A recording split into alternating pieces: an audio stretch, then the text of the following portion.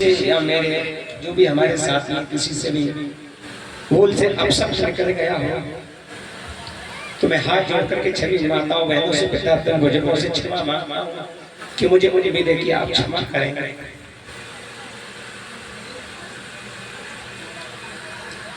मैं कोई बड़ा कथावाचक नहीं, मैं कोई विद्वान नहीं, बस इतना है कि ब्राह्मण कुल में जन्म लिया है तो ब्राह्मण कुल की परंपराओं को मैं निर्वह कर रहा हूं, उनकी मर्यादाओं को निर्वह कर रहा हूं। ब्राह्मण का एक कर्म होता है वेद पढ़ना, वेद पढ़ाना, कथा कहना, कथा सुनना, दान देना, दान देना, वही अपनी वैदिक परंपरा का मैं निर्वह कर रहा हूं।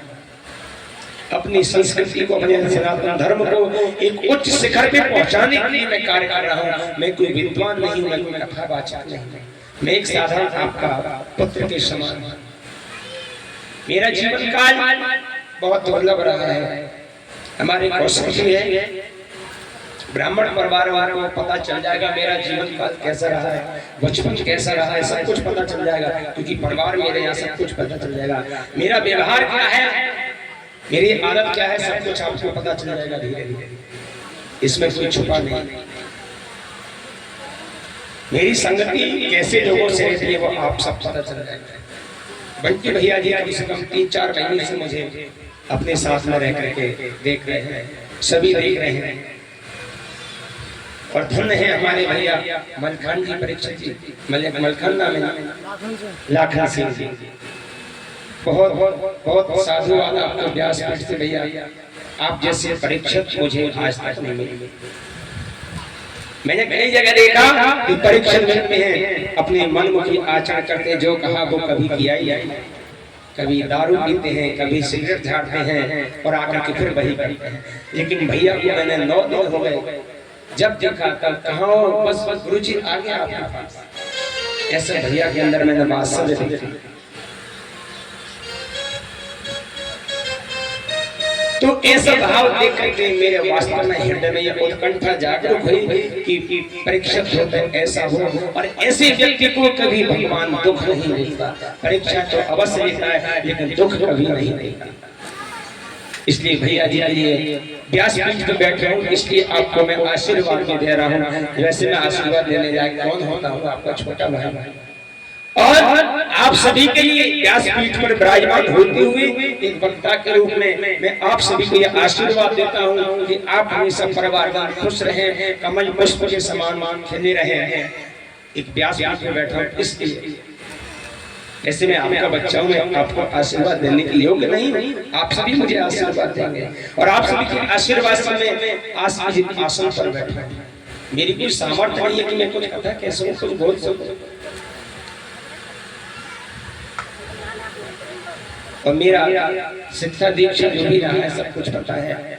नरवर से मेरा संबंध रहा है, नरवर नरोड़ा से, रामघाट प्रेजेंट में श्री गंगा तीर्थ संस्कृति माध्यमिक संस्कृत विद्यालय का मेरा छोटा भाई प्रधानाचार्य है, प्रिंसिपल संस्कृत विद्यालय के प्रेजेंट में है।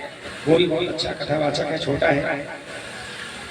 परम पूज्य श्री महामंडलेश्वर यतेंद्रानंद गिरी महाराज के विद्यालय में प्रधानाचार्य, आप सभी जानते हैं। हमारे परिषद जी तो मिले हैं, उनका भाषण भी सुना है, वचन भी उनका सुना है। बहुत सारे हमारा जीवन काल यही रहा है साहब, और उसी परंपरा से हम जुड़े हुए हैं।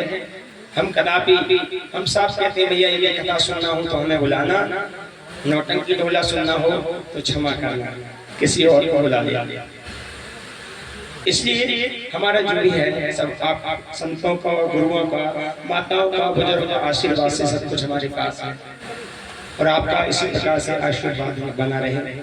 मेरे बराबर में बैठे भैया विपिन शर्मा जी,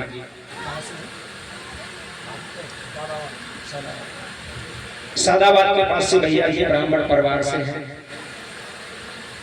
बराबर में नाच प्ले कर रहे थे 9 दिवसों से। भैया ने बहुत सुंदर संगति की है, विपिन जी ने बहुत सुंदर संगति की है। नाच प्ले कर रहे हैं विकास भैया जी खुर्जा की तरफ से हैं। वास्तव में मैंने जैसा इनकी आदत को सुना, हमारे एक मामा जी हैं कीबोर्ड प्ले करते हैं, मामा जी का मतलब मन्या ससुर है, उन्होंने बताया कि बहुत सुंदर है नाच वाले भैया। कलाकारी तो जो है कलाकारी से मतलब नहीं होता है, व्यक्ति का चरित्र अच्छा होना चाहिए, आदत अच्छी होनी चाहिए, व्यवहार अच्छा होना चाहिए। कलाकारी तो किसी पे ज्यादा है तो किसी पे कम है, ये तो अथाह सागर है। वास्तव में मैंने जैसे भैया के बारे में सुना, उससे कई गुना ज्यादा मुझे प्रभाव। ऐसे लोग मुझे बहुत कम मिल पाते। साउंड की ऑपरेटिंग कर रहे हैं अनुज भैया जी, बहुत सरल स्वभाव के हैं। आज तक वैसे मेरी बराबर उम्र के ही हैं, लेकिन आज तक कभी भी जब आप मुझे दिया तो गुरु जी से बढ़ के कोई दूसरा शब्द नहीं कही। भैया जी हैं, बंटी भैया जी उम्र में ज्यादा होगा मुझसे, लेकिन हमेशा भैया जी अभ्यास कहकर के मुझे पुकारा। ऐसा सरल स्वभाव, ऐसी संगति मुझे, ऐसा परिवार मुझे मिला है। इस सब आपके आशीर्वाद से बराबर में तो पेट पे कर रहे हैं। छोटा सा बच्चा है अरविंद शर्मा, हमारे सामने पता है बच्चा है। इनका जहाँ मकान है मार्केट में, बाजार लगे हम जाते थे, संपर्क था, लेकिन ऐसा नहीं था कि ये बच्चा हमारे सामने कभी सादा बन गया। ऐसा कभी स्वप्न में नहीं सोचा था। बच्चा पेड़ पे खड़ा, अरविंद छोटा सा बच्चा, बड़ा अच्छा स्वभाव है और प्रेम इतना करता है कि अपने जरा सी कोई बात मेरे ऊपर आए तो अपने माता पिता से, हमारी ससुराल पंच सभी से एकदम खड़ा होकर लड़ जाता है। इतना सरल भाव जो कि हमारे छोटा साली के रूप में है। बहुत अच्छा स्वभाव, बहुत साधुवाद। इसी प्रकार से आप सभी का बहुत बहुत आशीर्वाद और साधुवाद आप सभी का, आप सभी ने इस कथा को सुना। इस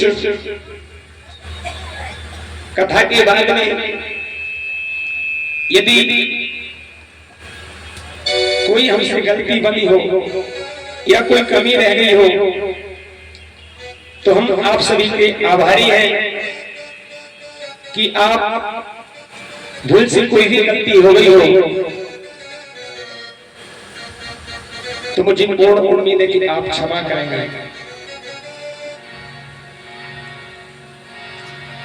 गोविंद भगवान की जय। नारायण।